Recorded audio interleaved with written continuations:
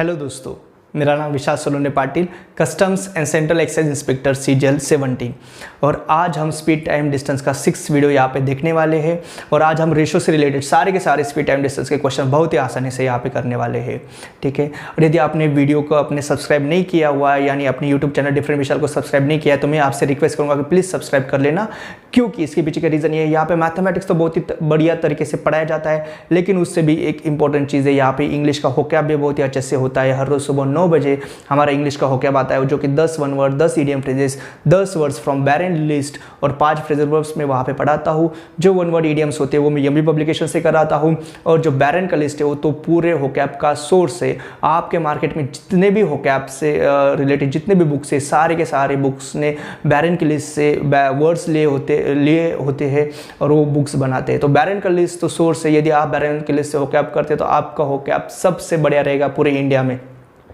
और ये तो होकैब का हो गया। उसके बाद हम हर रोज़ शाम को 8 बजे मेडिवल इंडिया का, जैसे जीएस का लेक्चर होता है, वहाँ पे अभी मेडिवल इंडिया चल रहा है, दिल्ली सल्तनत खत्म हो चुका है, मुगल डायनेस्टी स्टार्ट होने वाला है।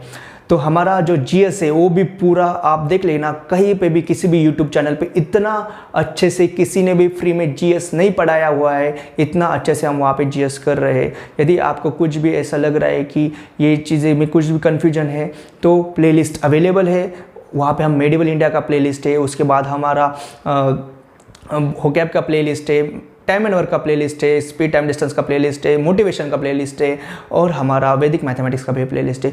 पहले जाके पूरा का पूरा कंटेंट देख लो, आपको खुद पता चलेगा कि ये यहाँ पे जो भी कंटेंट हम दे रहे हैं वो सबसे बढ़िया कंटेंट है, ये आप खुद बोलोगे, ठीक है। तो यदि आपको अच्छे से फ़ायदा करके लेना है, अच्छे से फ्री में एकदम अच्छे से प्रिपरेशन करके लेना है, तो आपको डिफरेंट विशाल यूट्यूब चैनल को सब्सक्राइब करना पड़ेगा, और वहाँ पे जो बेल आइकन है उसको प्रेस करना पड़ेगा। यानी जैसे ही नया कोई भी एक अपना वीडियो आता है तो आपको समझ में आता है, ठीक है। और आपके दोस्तों को भी बता देना है। तो आज का हम सेशन स्टार्ट कर रहे हैं।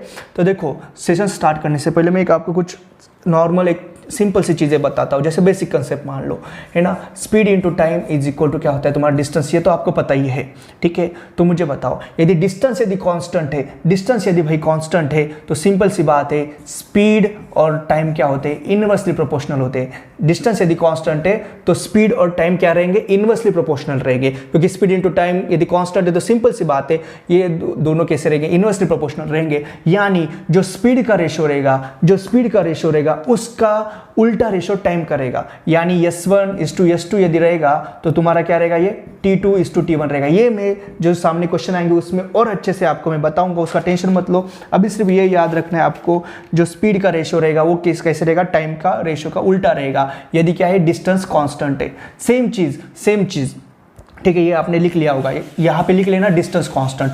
अभी दूसरा लिखना फिर बाद में, और एक कि भाई स्पीड इनटू टाइम डिस्टेंस तो है, यदि टाइम कांस्टेंट है, ये लिख लेना अच्छे से, ठीक है। तो speed is directly proportional to क्या होता है, डिस्टेंस। ये भाई ये कांस्टेंट है, direct speed is directly proportional to distance. Similarly ये वाला दूसरा इक्वेशन लिख लेना, और ये कॉमन सेंस वाली बात है, एकदम कॉमन सेंस, ठीक है। यदि भाई स्पीड कांस्टेंट है तो सिंपल सी बात है, time is directly proportional to क्या रहेगा, डिस्टेंस। तो 3 इक्वेशन अपने पास है, ठीक है, ये आपको लिख लेना है अच्छे से, है ना। और हमेशा मतलब ये जैसे सेकंड इक्वेशन लिख रहे हो ना, तो वहाँ पे ये लिख लो कि टाइम कांस्टेंट है। थर्ड इक्वेशन जब आप लिख रहे हो ना आपके नोटबुक में, तो ये लिख लो कि वहाँ पे स्पीड कांस्टेंट है। तो एकदम बढ़िया तरीके से आपको नोटबुक में नोट्स बनाना है, ठीक है। तो मुझे लगता है आपने अच्छे से बना लिया होगा। और यदि ये जो चीज़ मैंने अभी बताई, यदि ये समझ में भी नहीं आई होगी, मुझे लगता है समझ में तो आ ही गई होगी, लेकिन नहीं समझ में आ गई होगी तो कुछ भी टेंशन लेने की ज़रूरत नहीं है। अभी आपको क्वेश्चन में तो सारा का सारा समझ में आ ही जाएगा, ठीक है। देखो क्वेश्चन क्या है, इन covering a certain distance the speed of A and B in the ratio of 3:4, A takes 30 minutes more than B to reach the destination, the time taken by A to reach the destination is। देखो भाई, एकदम आसान question है, question में difficult ऐसा कुछ भी नहीं। और आज हम कुछ क्वेश्चंस हिंदी में भी लाने वाले, मतलब इंग्लिश और हिंदी दोनों लैंग्वेज में रहेंगे कुछ क्वेश्चंस। और कल से तो सारे के सारे क्वेश्चन दोनों लैंग्वेज में रहेंगे कल से, ठीक है। और आज कुछ क्वेश्चंस हिंदी में भी रहेंगे, ठीक है। तो अभी जो हिंदी मीडियम वाले बच्चे हैं उनको कुछ भी तकलीफ की ज़रूरत नहीं। देखो, A और B का स्पीड का रेशो दिया है वो है भाई 3:4।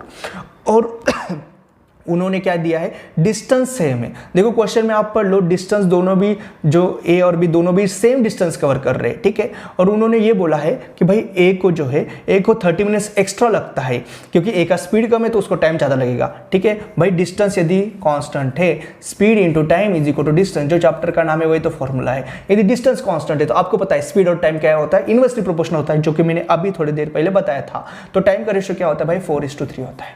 सिंपल सी बात है, टाइम का रेशियो 4:3 है। मैंने पहले बहुत बार बताया आपको, यदि टाइम यदि 4:3 है तो मैं आपको एक ट्रेडिशनल मेथड भी बताऊंगा और डायरेक्ट मेथड भी बताऊंगा। तो 4:3 क्या है भाई, ये तो टाइम क्या हो गया, ए का 4x है और बी का टाइम कितना है, 3x है। x करके हम इसको डायरेक्ट इस फॉर्म में लिख सकते हैं ना। तो देखो भाई टाइम का डिफरेंस 4x और 3x का डिफरेंस है 30 मिनट, क्योंकि उन्होंने क्वेश्चन में बोला था कि ए को क्या लग रहा है, 30 मिनट्स एक्स्ट्रा लग रहे, यानी 4x और 3x का डिफरेंस 30 मिनट्स है। तो सिंपल सी बात है, x कितना है भाई तुम्हारा 30 मिनट है। भाई x यदि 30 मिनट है तो 4x कितना है, सिंपल सी बात है 4 × 30 इज इक्वल टू 120 मिनट, और 120 मिनट कितना होता है भाई, सिंपल सी बात है 2 आवर्स। तो तुम्हारा आंसर आ गया 2 आवर्स, ठीक है। यदि आपको ये x से नहीं करना है ना, एग्जाम में तो x से नहीं करना, ये तो मैंने आपको समझाने के लिए बताया, ठीक है। मुझे लगता है आपने ये इतनी चीज़ लिख ली होगी, ठीक है।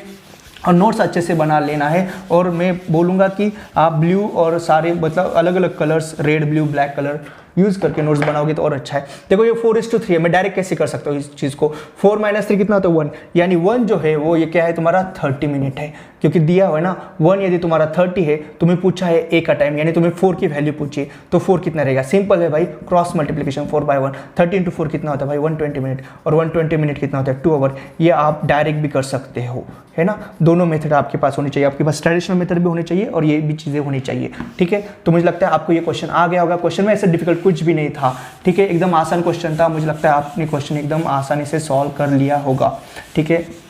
अभी हम करते हैं नेक्स्ट क्वेश्चन, ठीक है। आज के वीडियो का सेकंड क्वेश्चन देखो, सेकंड क्वेश्चन तुम्हें दिख रहा है बोर्ड पे, वो क्वेश्चन कैसा है भाई, होमवर्क है, और इसका आंसर आपको कमेंट बॉक्स में करना है, ठीक है। कमेंट बॉक्स में आपको आंसर जरूर करना है, ठीक है। कमेंट करना बिल्कुल भी नहीं ये करना है ना, कमेंट जरूर करना है इसका आंसर। मैं इतना मेहनत आपके लिए कर रहा हूँ तो आपको इतना सिंपल सा कमेंट करना, कोई दिक्कत वाली बात नहीं है, आंसर कर देना। आप देख रहे हो अभी थर्ड क्वेश्चन आपको बोर्ड पे दिख रहा है। क्वेश्चन देखो, the ratio of length of 2 trains is 5:3 and the ratio of their speed is 6:5. The ratio of time taken by them to cross a pole is, देखो भाई लेंथ और तुम्हारे स्पीड का रेशियो दिया हुआ है। लेंथ यानी क्या भाई, सिंपल सी बात है, पहले एक बात ये कर लो कि भाई एक पोल है, यदि पोल को यदि क्रॉस करना है तो क्या होता है, जो ट्रेन का लेंथ होता है वही तुम्हारा डिस्टेंस होता है। ये तो चीज़ें आपको पता है, पोल, मैन, ट्री, है ना, टेलीग्राम पोस्ट, इसको यदि पार करना है जो ट्रेन का लेंथ है वही तुम्हारा डिस्टेंस होता है। ये चीज़ें आपको पता है, ठीक है। ये चीज़ें यदि आपको पता है तो क्वेश्चन में डिफिकल्ट ऐसा कुछ भी नहीं है, ठीक है। सिर्फ आज रेशो से रिलेटेड क्वेश्चन है ना, तो ऐसा डिफिकल्ट ऐसा कुछ भी नहीं है, ठीक है। तो भाई देखो आपको तो ये तो पता है भाई, speed into time is equal to क्या होता है तुम्हारा डिस्टेंस होता है, ये तो चीज़ें आपको पता ही है, ठीक है भाई। अभी देखो लेंथ का जो रेशो है वो है तुम्हारा 5:3, है ना। ट्रेन का लेंथ का रेशो, एक मिनट, ट्रेन का लेंथ का रेशो, हाँ 5:3 है तुम्हारे ट्रेन का लेंथ का रेशो, ठीक है। और तुम्हारा जो ये जो है स्पीड का जो रेशो है, स्पीड का ही रेशो है ना, हाँ, ratio of their speed is 6 तुम्हारा 5 है ना। देखो ये क्या है भाई तुम्हारा लेंथ, लेंथ यानी क्या होता है डिस्टेंस, क्योंकि जितना ट्रेन का लेंथ है वही डिस्टेंस उतना कवर करना पड़ेगा पोल को पार करने के लिए, ठीक है। ये तुम्हारा डिस्टेंस का रेशो है, ये तुम्हारा स्पीड का रेशो है, और तुम्हें पूछा है कि भाई टाइम का रेशो क्या है। तो सिंपल सी बात है, टाइम क्या रहेगा, distance by speed, distance by speed, है ना, डिस्टेंस बाय स्पीड। यानी ये जो फर्स्ट ट्रेन है, फर्स्ट ट्रेन का भाई डिस्टेंस, फर्स्ट ट्रेन को 5 कवर करना है, फर्स्ट ट्रेन का स्पीड 6 है, ठीक है। सेकेंड ट्रेन, ये देखो ये मैं यहाँ पे लिखता हूँ, ट्रेन 1 ट्रेन 2, और ये सेकेंड ट्रेन है, उसको 3 डिस्टेंस कवर करना है और उसका स्पीड कितना है भाई तुम्हारा 5 है, ठीक है। ये तुम्हारा यस यानी ये स्पीड है और ये तुम्हारा 5 है, सिंपल सी बात, ये भी तुम्हारा 5 ये नंबर है, ठीक है। तो भाई टाइम क्या रहेगा, डिस्टेंस बाय स्पीड, यानी टाइम का रेशियो क्या रहेगा भाई 5:6:3:5, ये है तुम्हारा टाइम का रेशियो, ठीक है। अभी ये इस फॉर्म में तो आ गया, इसको यदि सिंप्लीफाई करना यदि है तो आप डायरेक्ट भी कर सकते हैं। यदि दो चीज़ें, दो यदि ऐसे रेशियोज है जो कि फ्रैक्शन में, तो आप डायरेक्ट भी क्रॉस मल्टीप्लाई करके उसको सिंप्लीफाई कर सकते हैं। जैसे ये 5 × 5 कितना हो गया 25 और 6 इंटू 3 कितना हो गया 18, यानी आपका आंसर रहेगा 25:18। ठीक है, और यदि ट्रेडिशनल मेथड से आपको करना है तो कुछ नहीं, ये तो आपको समझ में आ गया ना, 2 यदि है तो डायरेक्ट आपको क्रॉस मल्टीप्लाई करके आंसर कर सकते हो। 25:18 आपने लिख लिया होगा। और यदि मैं इसका कंसेप्ट यदि आपको बताऊं तो क्या करना होता है, 6 और 5 का क्या करना होता है, एलसीएम। और आपको पता है 6 और 5 का एलसीएम कितना होता है भाई, 30 होता है, और दोनों जगह पे एलसीएम से मल्टीप्लाई करना होता है, यानी 5:6 है ना, यहाँ पे भी मैं 30 से मल्टीप्लाई करूंगा, 3:5, और इसको भी मैं 30 से मल्टीप्लाई करूंगा, यानी ये क्या बनेगा 6 5 30, यानी 5 × 5 25, और ये 5 6 30, यानी 3 × 6 18, यानी 25:18। आंसर बिल्कुल भी चेंज नहीं होगा क्योंकि दोनों मेथड से आंसर आता है, एक ट्रेडिशनल मेथड, एक डायरेक्ट शॉर्टकट, डायरेक्ट मल्टीप्लिकेशन, दोनों में से आपको जो भी अच्छा लगे उसको ले लेना। ठीक है, मुझे लगता है आपको ये क्वेश्चन बहुत ही अच्छे से समझ में आ गया होगा। कुछ भी नहीं, डिस्टेंस बाय स्पीड टाइम होता है तो आपको रेशो आपका बहुत ही इजीली आ जाएगा। ठीक है, अभी हम देखते हैं नेक्स्ट क्वेश्चन। और मेरा इंस्टा आईडी जो मैं अपना जो अपना ये है यूट्यूब चैनल है, वही मेरा इंस्टा आईडी है, और मैं हर संडे शाम को 7 बजे वहाँ पे लाइव आता हूँ और वहाँ पे बहुत ही पॉजिटिव चीज़ें होती है। चलो देखते हैं नेक्स्ट क्वेश्चन, 4th नंबर का क्वेश्चन अभी आपको बोर्ड पे दिख रहा है। A train starts from A at 7 AM towards B with speed 50 km/h। Another train starts from B at AM with speed 60 km towards A. Both of them meet at 10 AM at C. The ratio of distance AC to BC. देखो question कितना आसान है, question में difficult ऐसा कुछ भी नहीं है, एकदम आसान क्वेश्चन है। देखो ये A है ना और ये B, ठीक है भाई। A से ने क्या 7 AM को है ना, 7 AM ये 7 बजे सुबह, और ये B से जो जाएगा जो निकलेगा वो 8 AM को निकल रहा है। ठीक है, तो जो A है वो B की तरफ जा रहा है ना, हाँ, ए से एक ट्रेन जा रही है और बी से एक ट्रेन आ रही है, कोई दिक्कत वाली बात नहीं है। और दोनों ट्रेन कितने बजे, 10 बजे 10 AM को मिल रही है। 10 AM को वहाँ पे उनका ये मीटिंग पॉइंट होने वाला है, और 10 बजे वो एक दूसरे से मिलेंगी यहाँ पे। ठीक है, और तुम्हारा जो यहाँ से जो ट्रेन स्टार्ट होने वाली है, ए से जो तुम्हारा ट्रेन स्टार्ट हो रही है उसका स्पीड है भाई 50 km/h, उसका स्पीड है 50 km/h।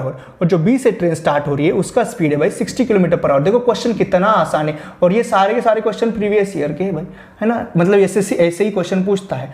एग्जाम बिल्कुल भी डिफिकल्ट नहीं है, अच्छे से कंसेप्ट क्लैरिटी करना है सिर्फ। ठीक है, और उन्होंने ये पूछा है, यहाँ पे सी पे मिल रहे हैं, उन्होंने ये पूछा है कि AC और तुम्हारा BC ये दोनों डिस्टेंस का उन्होंने रेशो पूछा है। तो सिंपल सी बात है भाई speed into time is equal to क्या होता है, तुम्हारा डिस्टेंस होता है। Speed into time is equal to distance है। 7 बजे यहाँ से निकल रही है ट्रेन, 10 बजे यहाँ पे पहुंच रही है ना, तो 7 और 10 कितने 3 आवर्स लग रहे, और उसका स्पीड कितना भाई 50 km/h। 50 × 3 ये आपका डिस्टेंस मिल जाएगा, यानी AC कितना भाई तुम्हारा 50 × 3। देन तुम्हारा BC कितना है, 8 बजे ट्रेन स्टार्ट हो रही है, 10 बजे यहाँ पे ट्रेन पहुंच रही है, यानी कितना 2 आवर्स ट्रेन ट्रैवल कर रही है, स्पीड है 60, यानी 60 × 2 तुम्हें BC मिल जाएगा, यानी ये कितना 60 × 2, तो 50 × 3 कितना होता है 150। डायरेक्ट यहाँ से भी आप कट कर सकते हैं, कोई दिक्कत वाली बात नहीं। 60 × 2 120, और आपको यही रेशो पूछा है, तो 0 0 कट है ना। अब 3 से यदि इसको करे 3 5 15, और ये 3 4 12, यानी आंसर है आपका 5:4, यानी AC/BC का रेशियो कितना है भाई 5:4। तो एकदम आसान क्वेश्चन है दोस्तों, डिफिकल्ट कुछ भी नहीं है, एग्जाम एकदम आसान है। लेकिन यदि आप इसको अच्छे से, मुझे लगता है आपने एक कर लिया होगा एकदम अच्छे से, है ना, ये 7 AM था यहाँ पे। ठीक है, एकदम अच्छे से आपको नोटबुक बना लें, एकदम आप यदि स्मार्ट वे से पढ़ाई करते हो ना तो एग्जाम बहुत आसान है। पता नहीं मुझे कि लोगों ने YouTube पे उसको इतना डिफिकल्ट क्यों करा के रखा है। एग्जाम बिल्कुल भी डिफिकल्ट नहीं है, आपका सिर्फ कंसेप्ट क्लैरिटी होना बहुत ही इंपॉर्टेंट है। तो कंसेप्ट क्लैरिटी करके चलो क्वेश्चन अभी नेक्स्ट देखते हैं हम। 3 cars traveled distance in the ratio of 1:2:3.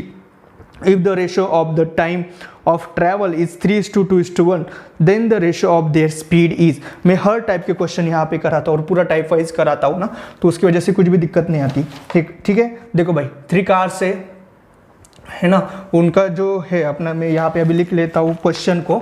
3 cars से travels distance in the ratio, एक देखो डिस्टेंस का रेशो है भाई तुम्हारा 1:2:3 डिस्टेंस का रेशो है। और if the ratio of the time of travel, time का जो रेशो है वो है आपका 3:2:1, और उन्होंने पूछा है ratio of their speed is. एकदम आसान क्वेश्चन है, क्वेश्चन में कुछ भी डिफिकल्ट नहीं है, आपको स्पीड का रेशो पूछा है। तो सिंपल सी बात है, आपके पास तो फॉर्मूला है, speed into time equal distance, जो क्वेश्चन जो चैप्टर का नाम है वही फॉर्मूला है।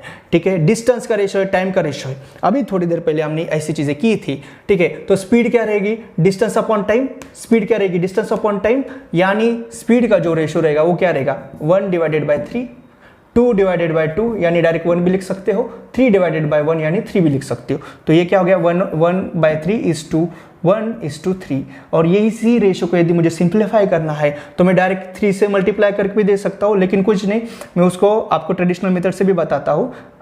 यहाँ पे कुछ नहीं यानी 1 है, यहाँ पे कुछ नहीं यानी 1 है, तो 3 1 1 जो नीचे रहते हैं ना डिनोमिनेटर, उनका लेना होता है एलसीएम। 3 1 1 का एलसीएम कितना होता है 3, और एलसीएम से सारे चीज़ों को मल्टीप्लाई करना होता है। यानी यहाँ पे भी यदि मैं 3 से मल्टीप्लाई कर दूँ, यहाँ पे भी मुझे क्या करना है 3 से मल्टीप्लाई करना है, और यहाँ पे भी मुझे कितना 3 से मल्टीप्लाई करना है। नीचे वाले जो है ना एलसीएम उसको मुझे सबसे मल्टीप्लाई करना पड़ता है, ठीक है। तो ये 3 कैंसिल यानी ये बन गया 1, और ये कितना गया 1 × 3 यानी ये हो गया 3 × 3 क्या 9। यानी स्पीड का जो रेशो है वो कितना है भाई 1:3:9। एकदम दोस्तों एकदम आसान क्वेश्चन है, क्वेश्चन में डिफिकल्ट ऐसा कुछ भी नहीं है, और ये सारे प्रीवियस ईयर के क्वेश्चन ही है, ऐसे से ऐसे क्वेश्चन बिल्कुल पूछ लेता है, ठीक है। मुझे लगता है आपको ये सारे के सारे क्वेश्चन जो है अभी तक अपने हो चुके हैं, वो सारे के सारे क्वेश्चन आपको बहुत ही अच्छे से समझ में आ गए होंगे, और अब हम ऐसे ही कंसेप्ट क्लैरिटी करते हुए आगे के क्वेश्चंस भी देख लेंगे।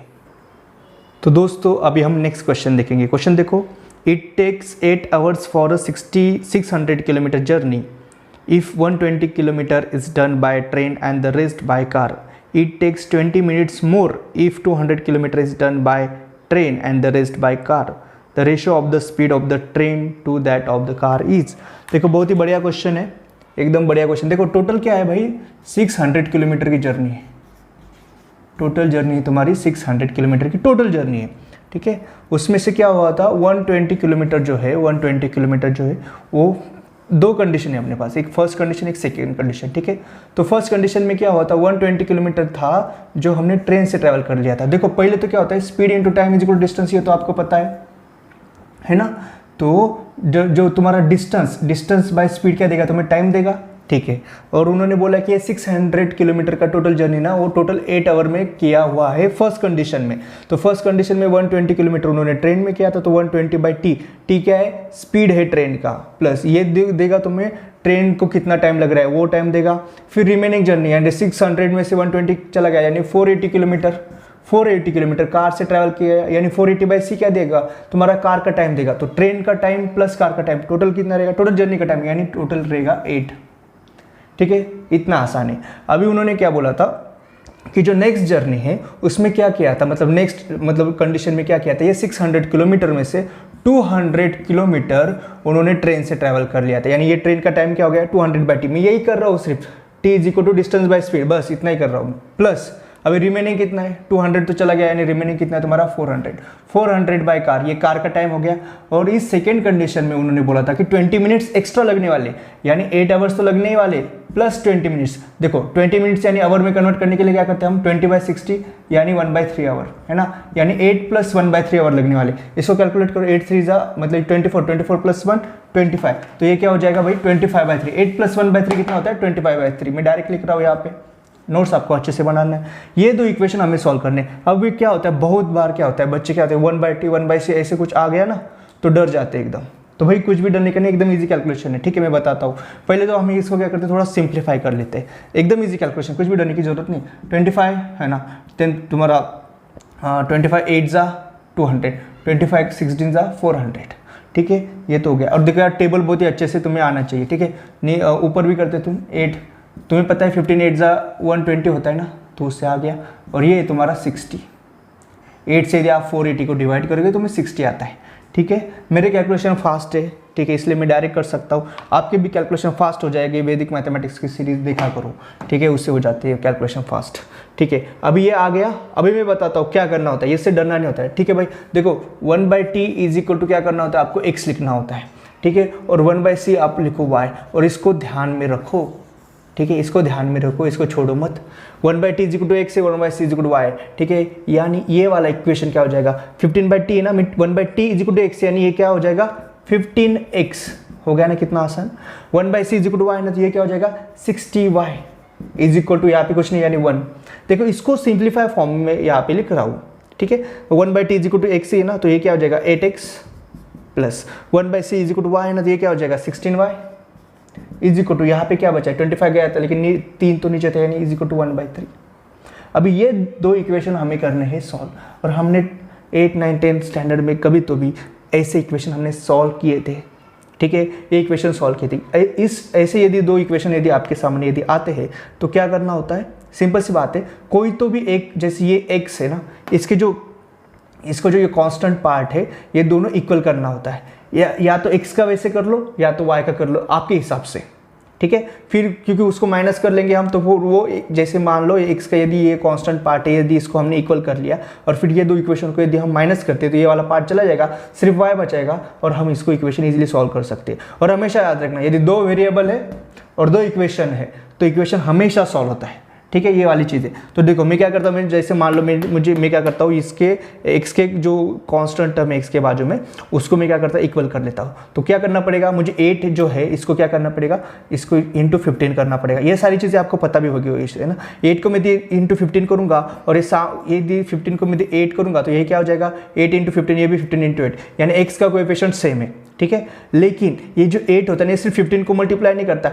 ये 60 को भी मल्टीप्लाई करेगा, ये 1 को भी मल्टीप्लाई करेगा, ये 15 सिर्फ 8 को मल्टीप्लाई नहीं करेगा, ये 16 को भी करेगा, इधर भी मल्टीप्लाई करेगा, यानी पूरी इक्वेशन को आपको 8 से और पूरे इक्वेशन को आपको नीचे 15 से मल्टीप्लाई करना पड़ेगा, ठीक है। तो मैं यहाँ पे करता हूँ, तो ये क्या बन गया 120x, ये वाला ऊपर वाला इक्वेशन में यहाँ लिख रहा हूँ, और ये क्या हो गया 480y इज इक्वल टू क्या हो गया 8, सिंपल सी बात है ना। यहाँ पे ये क्या बन गया 120x प्लस 15 इंटू 16 इंटू 15 कितना होता है भाई तुम्हारा 240y होता है, ठीक है।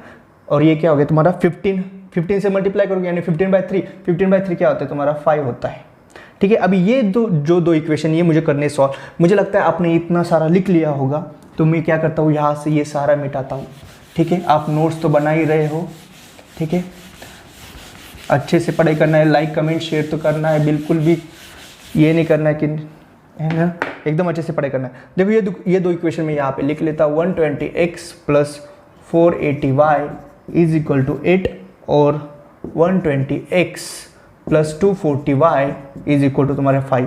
अभी मैं इन दो इक्वेशन को सॉल्व करने वाला हूँ। यदि मैं माइनस करूँगा, ये तो पता है ना आपको, ये माइनस करने के बाद इधर भी प्लस इधर भी माइनस हो गया, फिर ये भी माइनस और ये भी माइनस होता है, ठीक है। तो 120x माइनस 120x कितना होता है 0 होता है। फिर 480y माइनस 240y कितना होता है 240y होता है, इज इक्वल टू 8 माइनस 5 कितना होता है 3 होता है। सिंपल सी बात है, दो मतलब इस इक्वेशन से मैंने इस इक्वेशन को माइनस कर लिया है, ठीक है। तो अभी आगे क्या होता है, ये तो 0 वाला मैंने नहीं लिखा तो भी चलेगा। तो 240y इज इक्वल टू 3 है ना, तो y इज इक्वल टू क्या हो गया 1/80 हो गया, और y इज इक्वल टू क्या है 1/t है ना।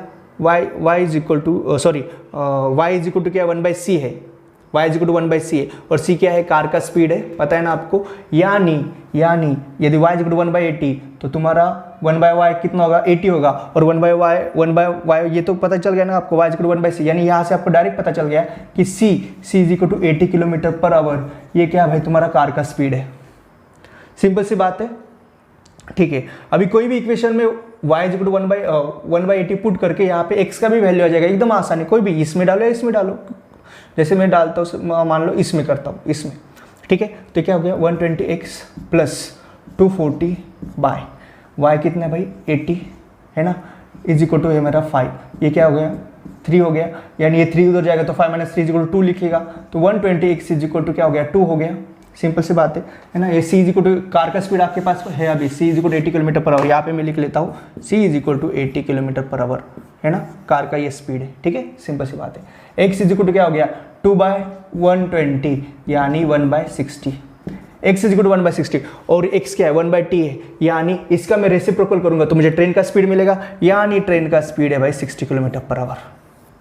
सिंपल सी बात है, कार का स्पीड है 80 किलोमीटर पर आवर और ट्रेन का स्पीड है 60 किलोमीटर पर आवर। अभी उन्होंने रेशो पूछा है, किस किस का रेशो पूछा है, शायद उन्होंने ratio of the speed of the train to that of the car, train और कार का रेशो पूछा है। ये यहाँ तक भी आ गए ना, तो यहाँ से भी क्वेश्चन गलत हो सकता है। यदि आपने कार और ट्रेन का रेशो निकाल लिया तो आप 4:3 लिख लोगे, लेकिन वो क्वेश्चन में पूछा था ट्रेन और कार का रेशो पूछा था, यानी 60:80। 60 ये क्या है, सिंपल सी बात है यार, है ना, ये क्या हो गया 3:4, इतना तो आ ही जाएगा ना आपको।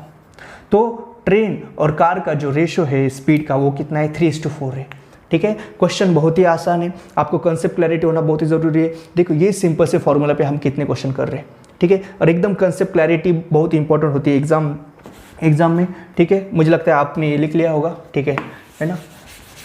ट्रिक्स के भरोसे पे एग्ज़ाम नहीं निकलता, ठीक है। मैंने एग्ज़ाम निकाला है, ये तो आपको पता है, फर्स्ट अटेम्प्ट में एग्ज़ाम निकाला है मैंने, वो भी विदाउट एनी गाइडेंस। ये सारी चीज़ें क्यों निकाला, सिंपल सी बात है, मेरे कंसेप्ट क्लियर थे।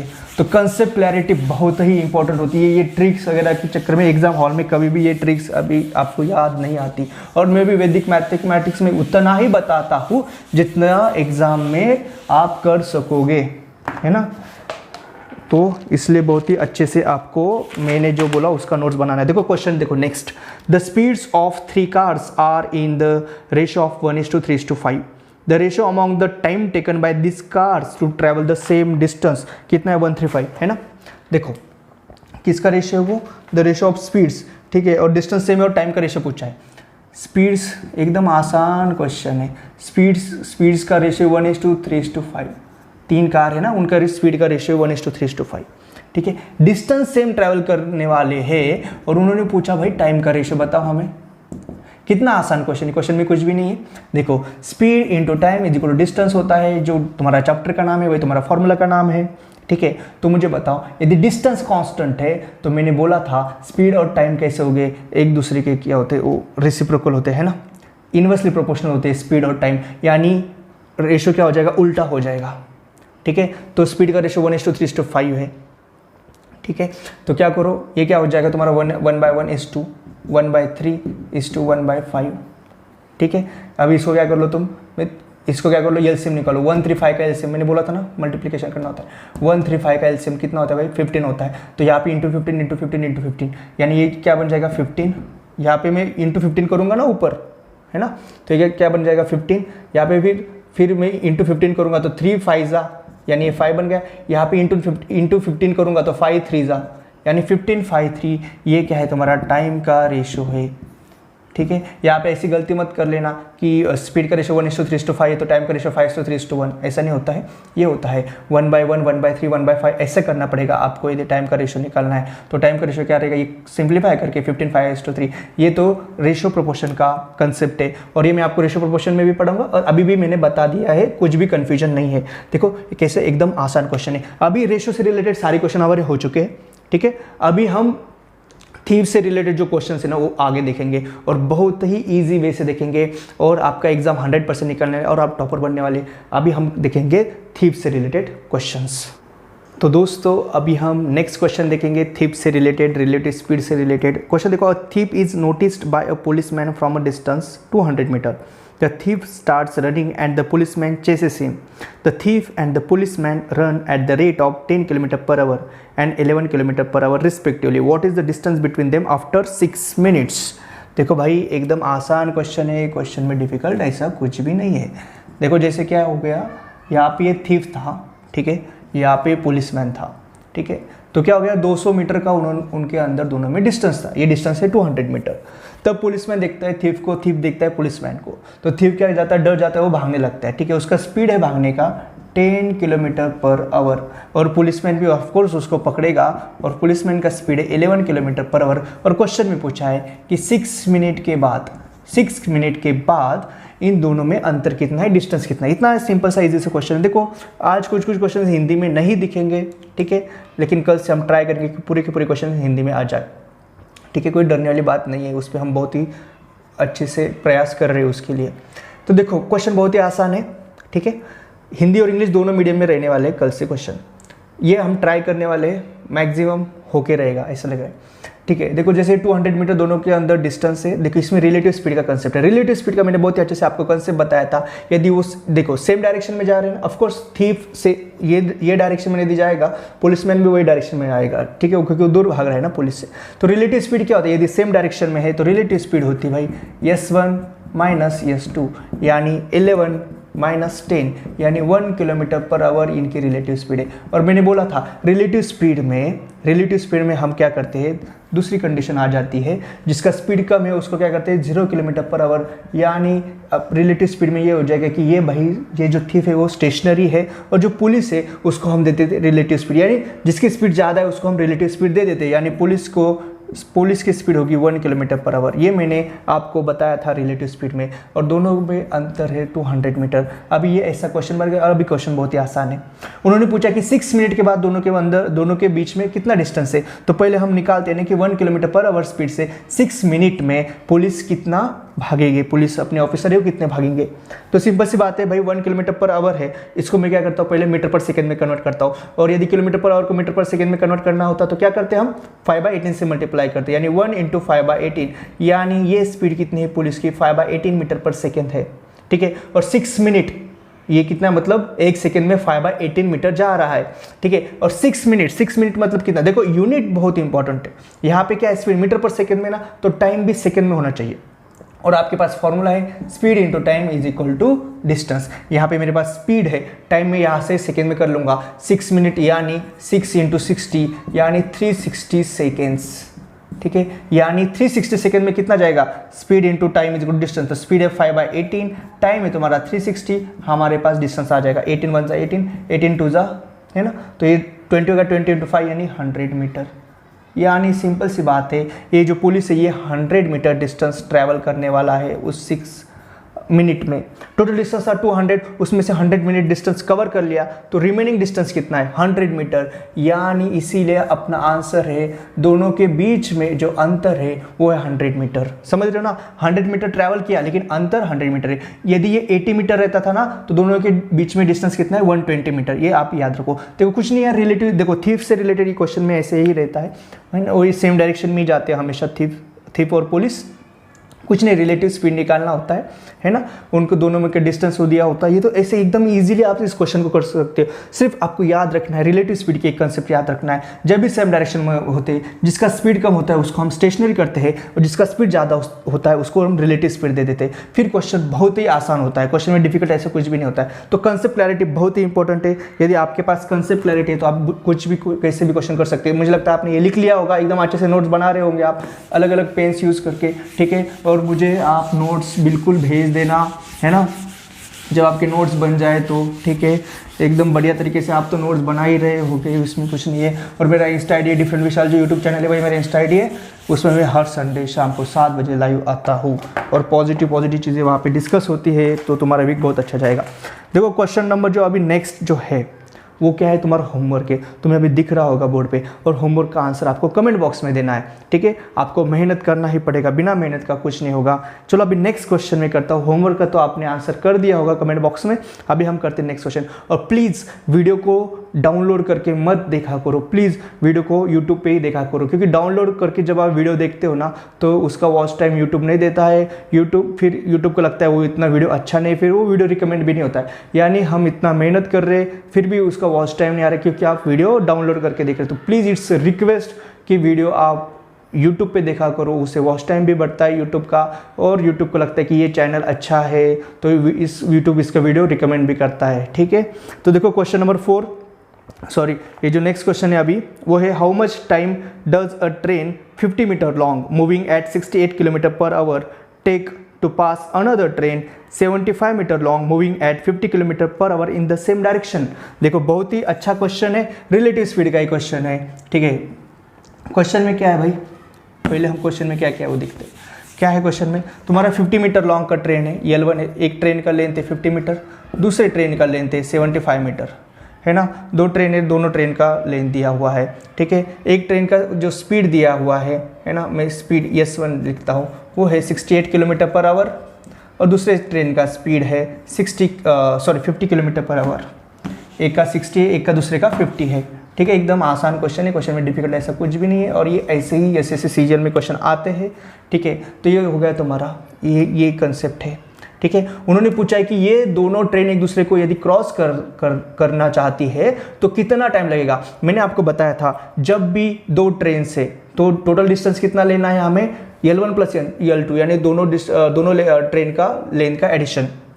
यदि एक ट्रेन एक प्लेटफॉर्म है तो टोटल डिस्टेंस कितना लेना है, ट्रेन का लेंथ का एडिशन प्लस प्लेटफॉर्म का एडिशन। ब्रिज में भी सेम, ट्रेन का लेंथ का एडिशन प्लस ब्रिज का लेंथ का एडिशन। ठीक है। लेकिन पोल, मैन और तुम्हारा जो भी टेलीग्राम पोस्ट, ये सारी चीज़ें में सिर्फ ट्रेन का लेंथ लेना होता है, क्योंकि कॉमन सेंस वाली बात है। मैन और ट्री का लेंथ क्या रहेगा, कुछ भी नहीं ना, लेंथ क्या रहता है उनका, कुछ भी नहीं रहता, लेकिन ब्रिज बड़ा रहता है, प्लेटफॉर्म बड़ा रहता है और सेकंड ट्रेन भी बड़ी रहती है, इसलिए दोनों का लेंथ का एडिशन करना पड़ता है। एकदम कॉमन सेंस वाली बात है, ठीक है।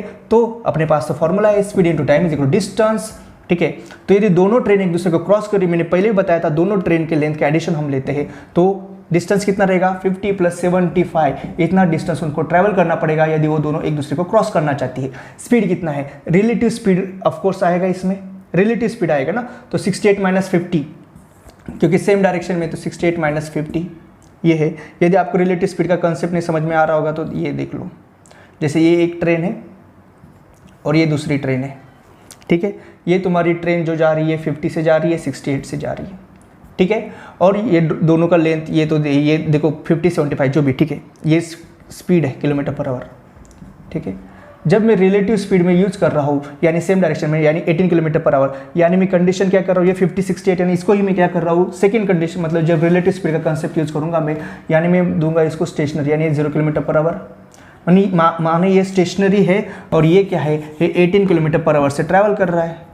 फिर उसको डिस्टेंस कितना कवर करना पड़ेगा, ये वाला प्लस ये वाला, इसको यदि पूरा क्रॉस करना है, ये मैंने आपको पहले भी बताया था, ठीक है, डिटेल में बताया है, ठीक है। तो ऐसा कंसेप्ट हो जाता है, तो इसलिए 68 - 50 रिलेटिव स्पीड है ना, into time is equal to distance है।